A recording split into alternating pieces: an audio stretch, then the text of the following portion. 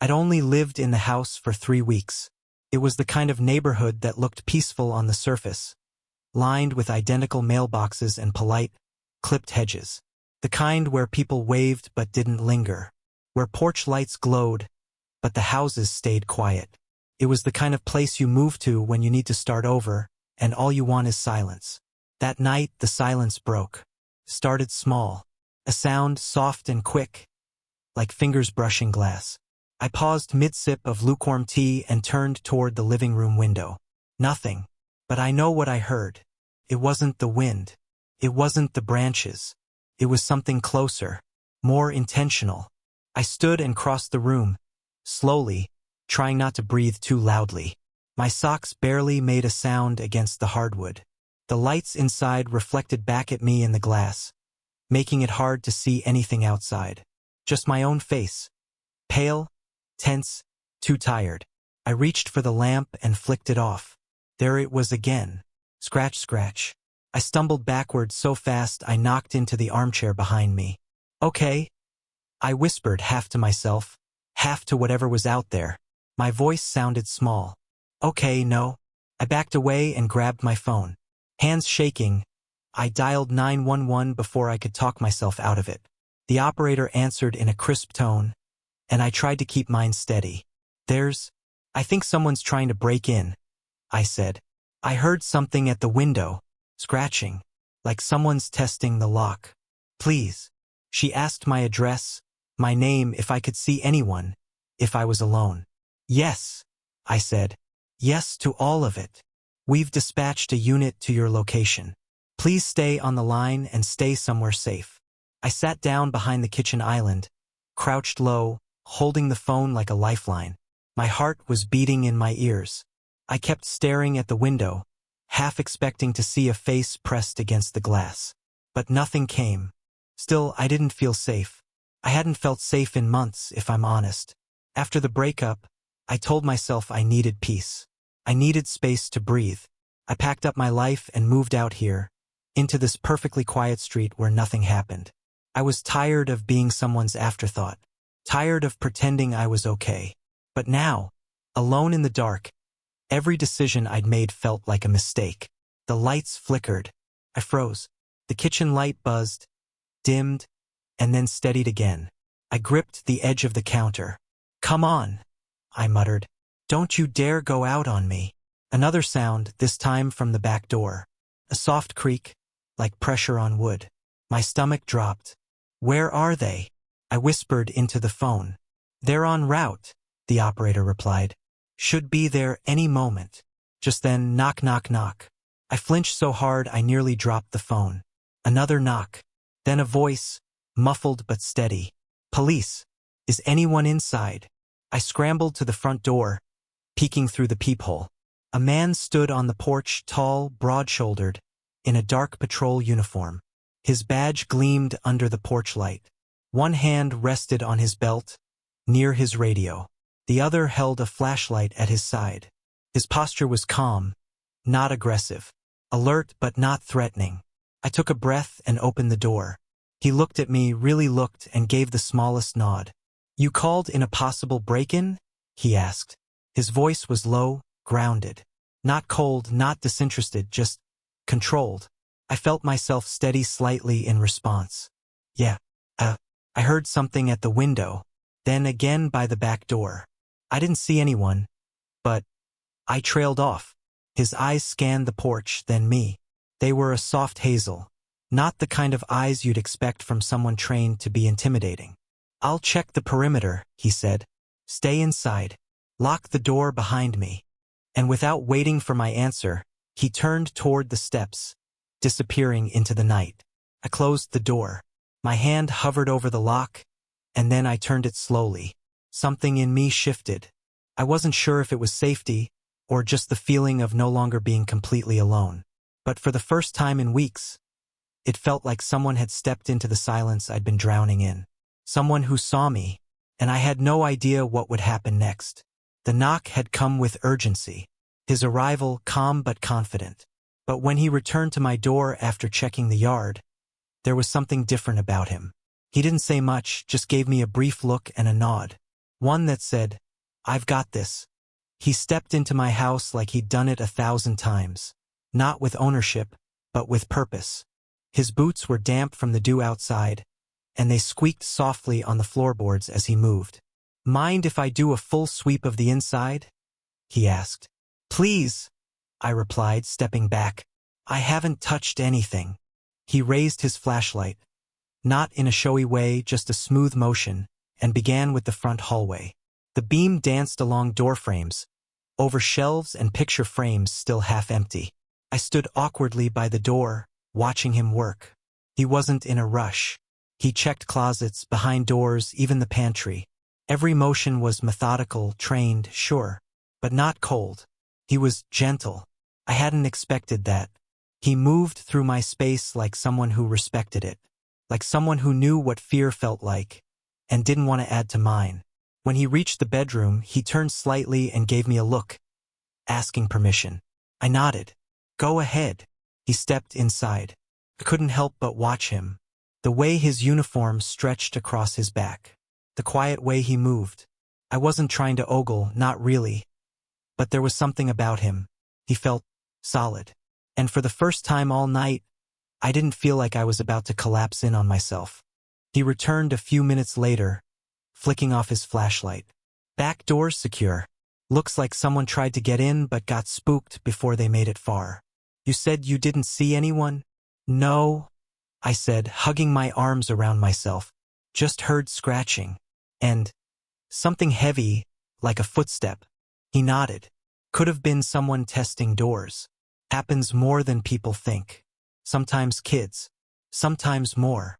My chest tightened. "Great." He studied me for a moment, really studied me. Then his voice softened a notch.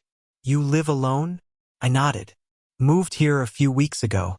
Thought a quiet neighborhood would mean fewer surprises." He half smiled.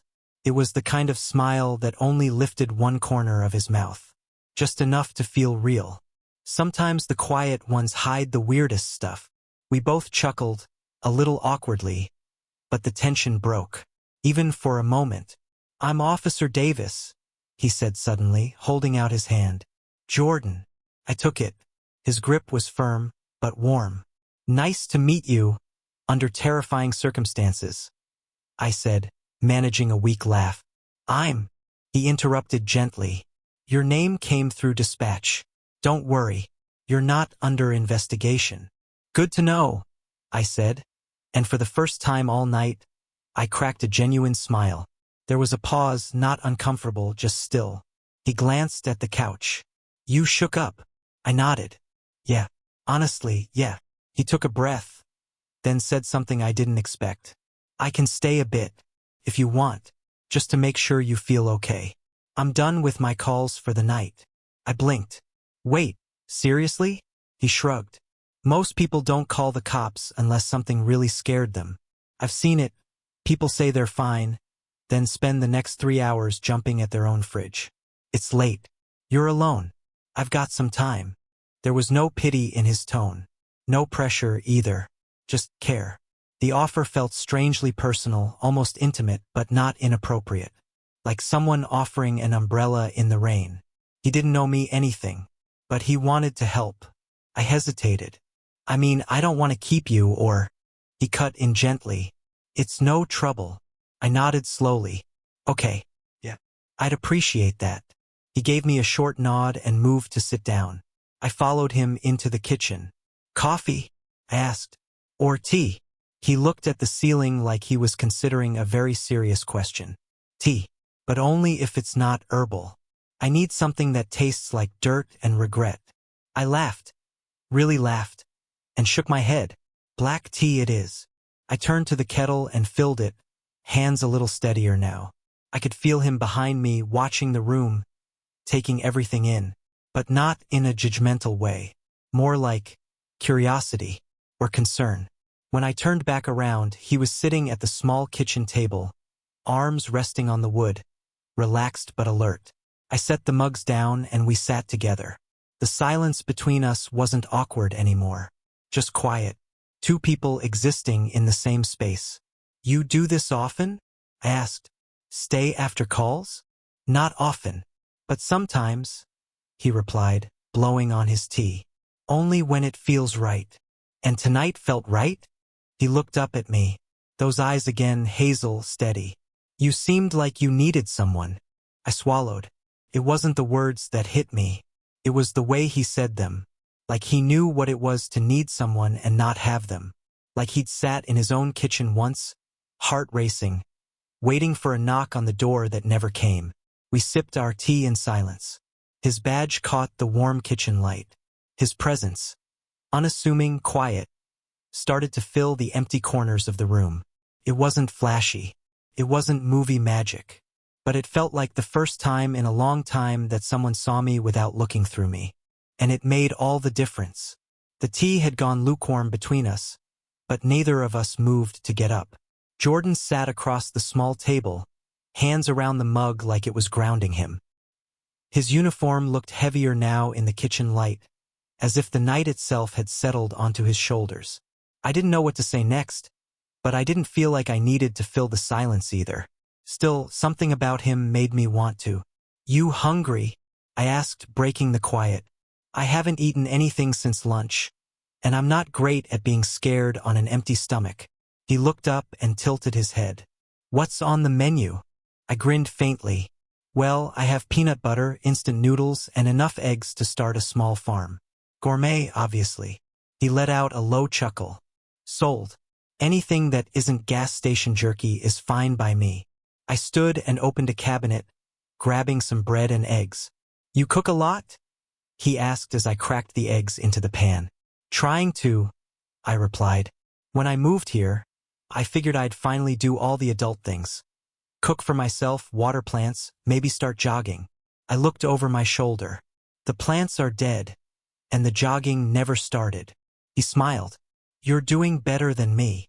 The first raindrops started tapping against the kitchen window, soft at first, then steadier.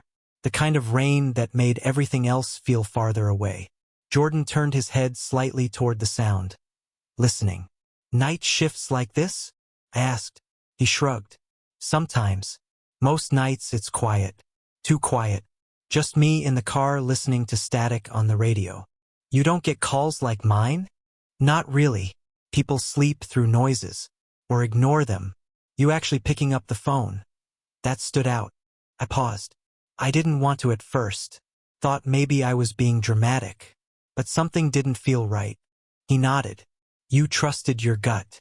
That's not dramatic. That's smart. The eggs sizzled in the pan as I plated them with toast. I slid a plate in front of him, then sat back down with mine. You didn't have to stay, I said quietly. I know you said it wasn't a big deal, but it kind of is.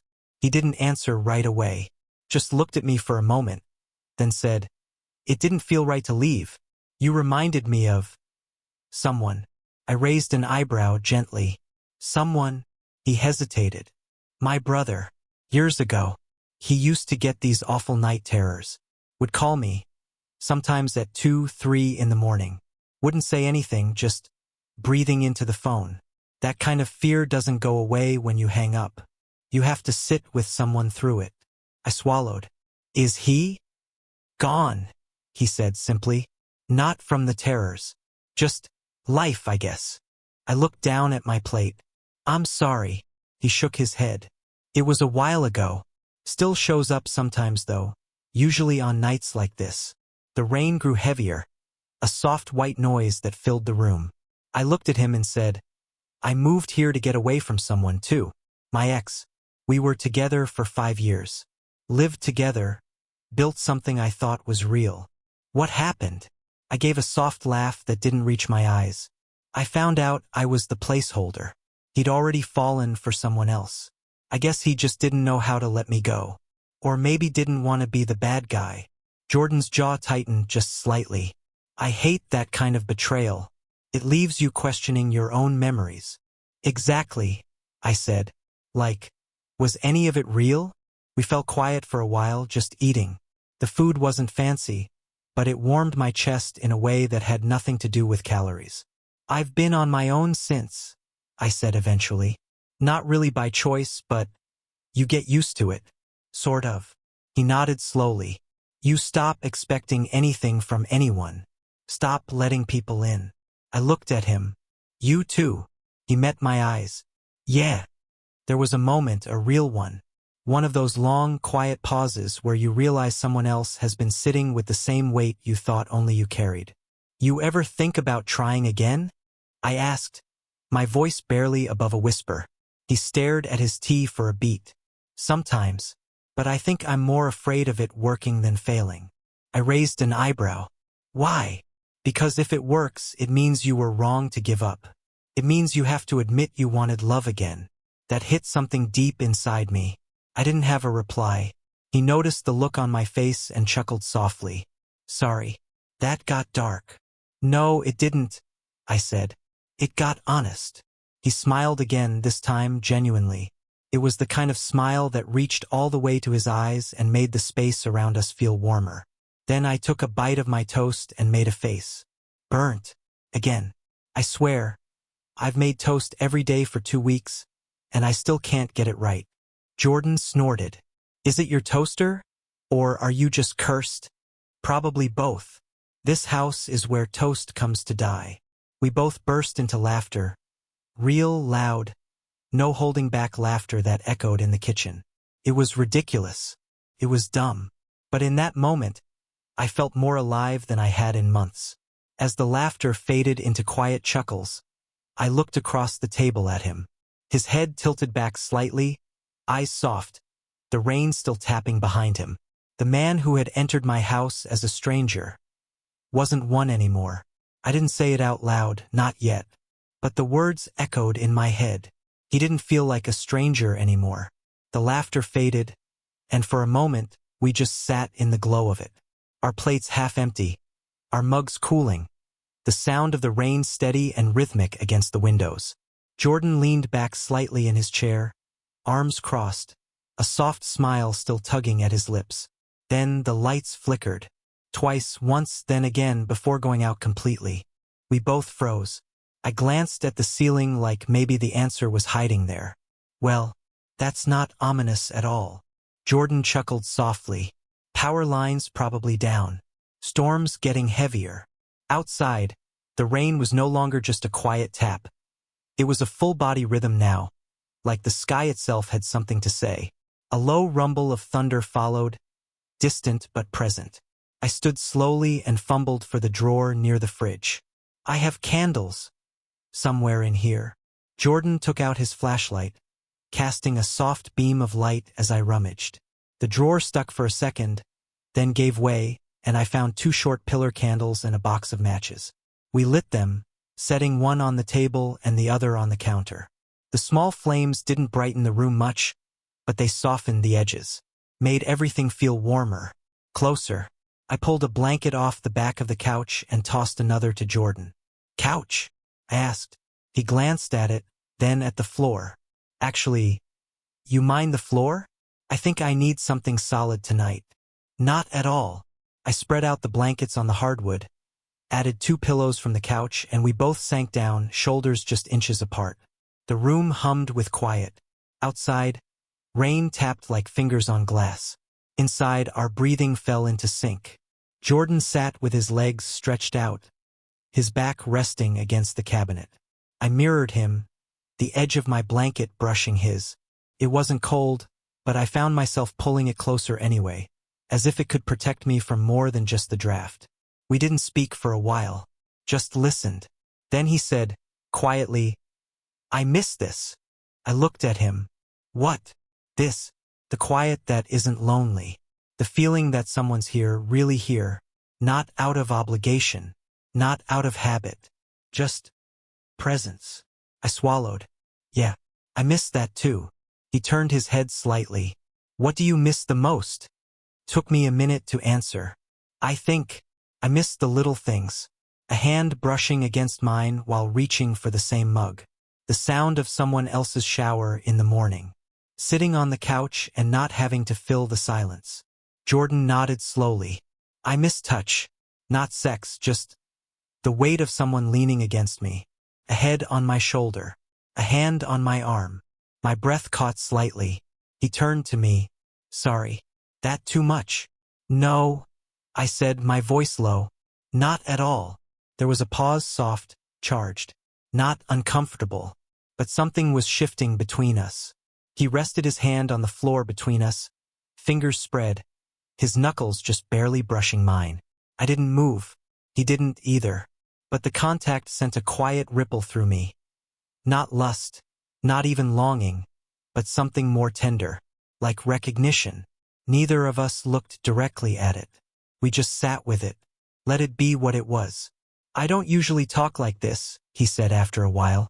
Me neither. Feels weird. Feels honest. Another pause. The rain beat on, steady and soothing. One of the candles flickered slightly, casting a shifting shadow across his jawline. I turned to face him more fully. You're different than I expected. Cop stereotype not living up to the hype? He asked, grinning. I smiled. You're not what I expected anyone to be tonight. His expression softened. Neither are you. There was something in his eyes, not just attraction, but permission. He wasn't asking for anything. He was waiting gently to see if I'd meet him halfway. I felt invisible for a long time, I admitted. Like I could scream in a room and no one would look up. But tonight, for the first time in forever, I feel like someone sees me. He nodded, slowly. I do. His fingers moved slightly, just enough to brush mine with intention. I turned my hand, letting our palms meet. His grip was slow, deliberate, not tight, just real. The warmth of it spread through my chest like a match catching fire. We sat like that, fingers intertwined on the floor, bodies close, the storm a cocoon around us. The silence wasn't hollow anymore. It was full, with possibility, with something fragile and hopeful. I turned to him, my voice barely more than a breath. I don't want to be alone tonight. His eyes met mine, steady and kind. Then don't be, he said. After those words, then don't be. Something inside me settled. It wasn't a dramatic shift. More like a quiet exhale I hadn't realized I'd been holding in for years. Jordan's hand was still in mine as we sat there on the floor, the candlelight flickering between us, the storm playing its lullaby against the windows. Neither of us moved quickly. Nothing about this was rushed. Let's move to the couch, I said after a long pause, voice low. It's softer, and the floor's less poetic the longer you sit on it. He chuckled, that same soft, rumbly sound I was starting to recognize as his. Lead the way. We stood, still quiet, and I grabbed the larger blanket from the back of the couch. He sat down first, his arm resting along the backrest, waiting, not assuming, just open. I joined him, pulling the blanket over both of us. We sat close, not pressed together yet, but enough that I could feel the heat of his arm along mine. Outside, the rain showed no signs of stopping, and I was glad. It felt like it had carved out this moment just for us. The room glowed amber from the candle on the table, and for a while, we just watched the patterns of water race down the window. You always this calm? I asked softly. He smiled faintly. No, I just fake it well. I think I needed calm more than anything tonight. I could tell, he said, turning slightly to look at me. When our eyes met, the quiet between us shifted. Not awkward, not hesitant, just full of the weight of everything unsaid. I saw the way his gaze dipped to my mouth, just for a second. Not possessive, curious, hopeful. My breath caught. I leaned in just slightly, not out of boldness but instinct. He met me halfway. The kiss was tentative, gentle, a question asked in silence. His lips were warm, soft, unsure at first. Not the kiss of someone trying to impress. The kiss of someone who hadn't been held in a long time. I closed my eyes and let myself melt into it. And when he kissed me again, it was deeper. Not rushed, but more certain. Like he had made a choice. Like we both had. I reached up and rested my hand on his jaw, feeling the faint stubble under my palm. His fingers curled around my waist, anchoring me to the moment. No one had touched me like that in ages, not with hunger, but with care. When we finally pulled apart, I didn't move far. Just rested my forehead lightly against his. I didn't expect this, I whispered. Me neither, he said. But I'm not sorry. Not even a little? He smiled. Not even close. We sat like that, heads close, bodies wrapped in shared warmth. The blanket barely covered us now, but I didn't care. It wasn't the fabric that kept the cold out. It was him. The room smelled faintly of candle wax, rain, and something deeper. The quiet, honest scent of skin and comfort. He pulled me into him then, gently, one arm around my shoulder, the other resting across my chest. My head found its place on his chest, the rhythm of his heartbeat steady and grounding. I didn't remember the last time I'd felt that safe. He didn't speak. Neither did I. There was no need to explain or define what was happening. It just was. His fingers moved slowly against my arm, tracing nothing in particular. Just being there, present. I don't know what this is, I murmured. He tightened his arm around me slightly. It doesn't have to be anything tonight. It's just this. This is nice. It is. Outside, the storm finally began to taper off, the thunder fading into distant rumbles, like someone closing a door far away. The room grew even quieter, but not empty. I let my eyes close, my ear pressed to his chest. Every breath he took vibrated through me. Every heartbeat echoed like a lullaby. I should have felt nervous, or overwhelmed, or unsure, but I didn't. I just felt held. And in that moment, that was everything. As the candlelight danced across the walls and the last of the storm sighed outside, I drifted off to sleep with my head on his chest, listening to his heartbeat, slow and steady beneath my ear. Morning came slowly like a secret. Soft golden light filtered through the slats of the blinds, casting long stripes across the living room floor and over the blanket draped across the two of us. I woke first.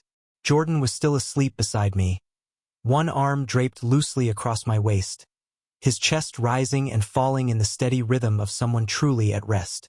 His face looked younger like this, softer, like the badge and uniform had melted off sometime in the night, leaving only the man beneath.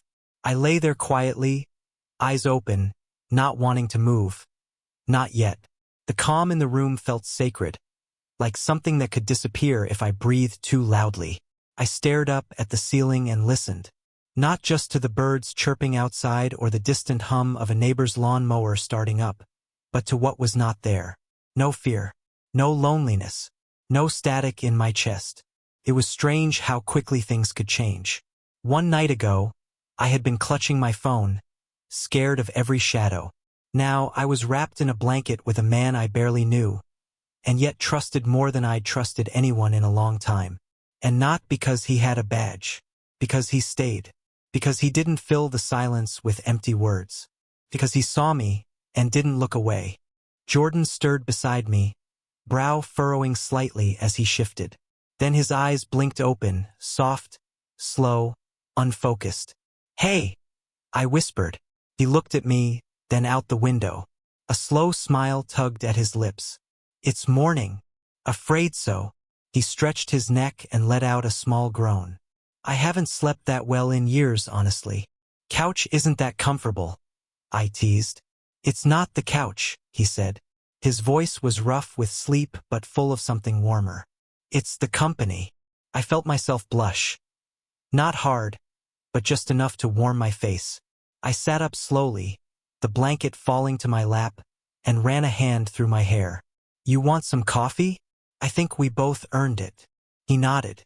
"Only if you promise not to burn the toast this time." I grinned. "No promises." We moved easily around each other in the kitchen, like we'd done this a dozen times. I brewed the coffee. He popped the bread in the toaster and watched it like it might betray us again. "It's not black yet," he said, triumphant, when it popped up. "Wow," I said, mock serious. "You're really going to brag about not burning toast?" He poured the coffee and handed me a mug. "Listen, when you work night shifts, you learn to celebrate the small victories." We sat at the kitchen table again, this time side by side, legs brushing under the table. Everything felt easy, natural, like there was nothing to hide behind anymore. "You off duty today?" I asked, sipping my coffee. He nodded. "Yeah. Technically, I wasn't even supposed to stay after the call last night.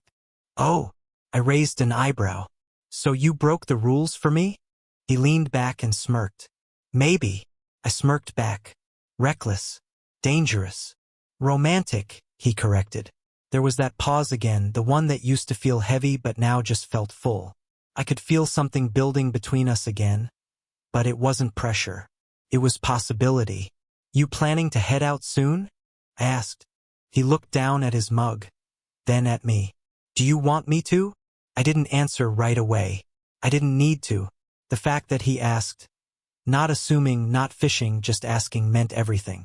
I think I'd like you to stay a little longer, I said, my voice soft. He smiled. Then I will. We sat there for a while longer, eating toast that was perfectly golden and sipping coffee that had cooled just enough to drink without flinching. The sunlight warmed the room, casting golden hues across the counter and making the candle from last night look like a relic from another time. Eventually, I leaned back in my chair and looked at him.